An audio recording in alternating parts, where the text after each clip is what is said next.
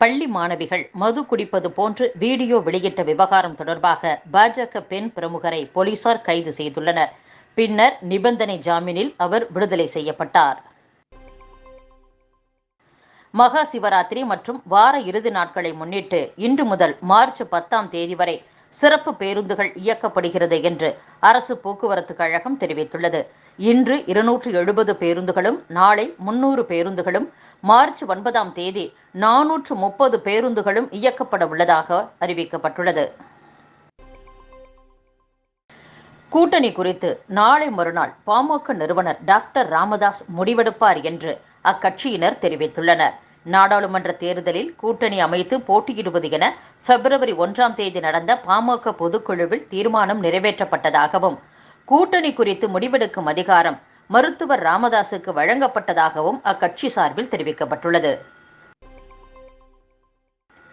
பல மொழிகள் இருந்தால்தான் இந்தியா ஒரே நாடாக இருக்கும். ஒரே மொழி என்று திணித்தால் பல நாடுகள் பிறக்கும். அதை எந்த கொம்பனாலும் தடுக்க முடியாது என்று நாம் தமிழர் கட்சியின் தலைமை ஒருங்கிணைப்பாளர் சீமான் பேசியுள்ளார். செங்கல்பட்டு அரசு செவிலியர் கல்லூரியில் செய்முறை தேர்வுக்கு முன்னதாக மாணவர்களை தாடியை எடுக்கச் சொன்ன விவகாரம் இந்தியா முழுவதும் எதிரொலித்து சர்ச்சையை உருவாக்கியுள்ளது. கோவை ஈஷா யோகா மையத்தில் இருந்து கழிவு நீர் அருகிலுள்ள விவசாய நிலங்களில் வெளியேற்றப்படவில்லை என்பதை தமிழக மாசு கட்டுப்பாட்டு வாரியம் உறுதி செய்யுமாறு சென்னை உயர்நீதிமன்றம் உத்தரவிட்டுள்ளது. மகா சிவராத்திரி உள்ளிட்ட விழா நாட்களில் லட்சக்கணக்கானோர் கூடுகின்றதாகவும், இந்த மையத்திலிருந்து சுத்திகரிக்கப்படாமல் கழிவு நீரை அருகில் உள்ள விவசாய நிலங்களில் விடுவதால் பொதுமக்களும் கால்நடைகளும் பாதிக்கப்படுவதாகவும், நிலத்தடி நீரும் மாசடைவதாகவும் புகார் எழுந்தது குறிப்பிடத்தக்கது. உங்களை தேடி உங்கள் ஊரில் திட்டத்தில் மாவட்ட ஆட்சியர், தாசில்தார் மக்களை தேடி வருகின்றனர். அமைச்சர்களான நாங்கள் சொகுசாக வாழவில்லை, அலுவலர்களைப் போலவே நாங்களும் பணியாற்றி வருகிறோம் என்று தமிழக வேளாண் துறை அமைச்சர் MRK பன்னீர்செல்வம் பேசியுள்ளார். தேர்தல் பத்திரங்கள் வாயிலாக கட்சிகளுக்கு நன்கொடை வழங்கியவர்கள் விவரங்களை வங்கிகள் தர 2 நிமிடம் போதும். ஆனால் SBI வங்கி 3 அல்லது 6 மாதங்கள் அவகாசம் கேட்பது மிகவும் கேவலமானது என்று தமிழக தகவல் தொழில்நுட்பத்துறை அமைச்சர் தியாகராஜன் பேசியுள்ளார். தமிழகத்தில் 245 சிவில் நீதிபதிகள் தேர்வில் அதிக மதிப்பெண்கள் எடுத்தவர்கள் பொதுப்பட்டியலில் சேர்க்கப்படவில்லை என்பது உறுதியானதை தொடர்ந்து TNPSC தயாரித்த தற்காலிக தேர்வு பட்டியலை சென்னை உயர்நீதிமன்றம் ரத்து செய்துள்ளது. நீதிபதிகள் தேர்வு மட்டுமல்ல, 2019ஆம் ஆண்டில் நடந்த 2144 முதுநிலை பட்டதாரி ஆசிரியர்கள் தேர்விலும் இடஒதுக்கீடு விதிகள் பின்பற்றப்படவில்லை என்று பாமக நிறுவனர் டாக்டர் ராமதாஸ் தெரிவித்துள்ளார்.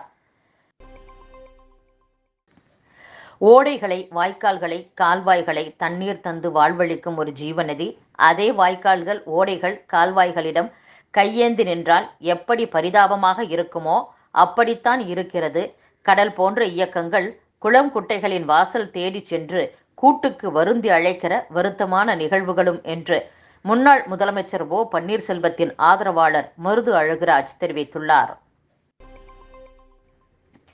கடந்த 2022-23ஆம் ஆண்டில் மகாராஷ்டிரா 29, கர்நாடகா 24, குஜராத் 17, டெல்லி 13% அந்நிய நேரடி முதலீடுகளை பெற்ற நிலையில் தமிழகம் 5% மட்டுமே பெற்றுள்ளது. இது இந்த ஆண்டு மேலும் குறையும் என்று எதிர்பார்க்கப்படுகிறது. முதலிடத்தில் இருக்கிறோம் என்று பெருமை பேசிக்கொண்டு முதலீடுகளை திமுக அரசு கோட்டை விட்டு கொண்டிருக்கிறது என்று தமிழக பாஜக துணைத் தலைவர் நாராயணன் திருப்பதி தெரிவித்துள்ளார்.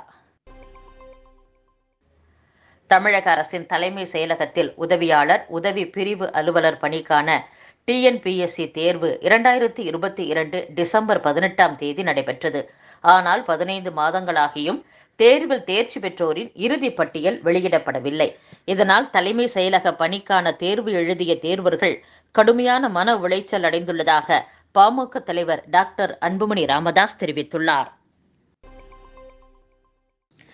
சென்னையில் பல கோவில்களில் நாள்தோறும் ஏராளமான பக்தர்கள் தரிசனம் செய்து வருகின்றனர்.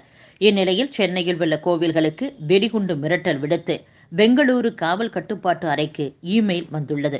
அதாவது பம்ப்ளாஸ்டின் சென்னை டெம்பிள் சூன் என jafferseat@outlook.com என்ற இமெயில் முகவரி மூலம் மிரட்டல் விடுக்கும் மெயில் பெங்களூரு காவல் கட்டுப்பாட்டு அறைக்கு வந்துள்ளது. இதனை அடுத்து சென்னை பெருநகர காவல்துறையை தொடர்பு கொண்டு பெங்களூரு போலீசார் தகவல் தெரிவித்துள்ளனர். மிரட்டல் விடுத்த நபர் தொடர்பாக போலீசார் தீவிர விசாரணை மேற்கொண்டு வருகின்றனர்.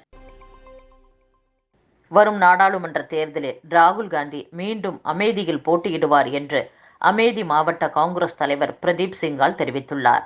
டெல்லியில் நடைபெற்ற கூட்டத்தில் பங்கேற்று அமேதி திரும்பிய சிங்கால், அமேதியில் காங்கிரஸ் சார்பில் லோக்சபா வேட்பாளராக ராகுல் காந்தி போட்டியிடுகிறார். இது தொடர்பான முறையான அறிவிப்பு விரைவில் வெளியாகும் என்று கூறியுள்ளார். மேலும் கேரளாவின் வயநாடு தொகுதியில் ராகுல் போட்டியிட உள்ளதாகவும் கூறப்படுகிறது. உத்தரப்பிரதேசத்தின் ரேபரேலி தொகுதியில் ராகுல் காந்தியின் சகோதரியும் காங்கிரஸ் பொதுச் செயலாளருமான பிரியங்கா போட்டியிடுவார் என்றும் கூறப்படுகிறது. திரிபுராவில் ஆளும் பாஜக கூட்டணி அரசில் முக்கிய எதிர்க்கட்சியான திப்ரா மோத்தா இணைய உள்ளதாக தகவல் வெளியாகியுள்ளது.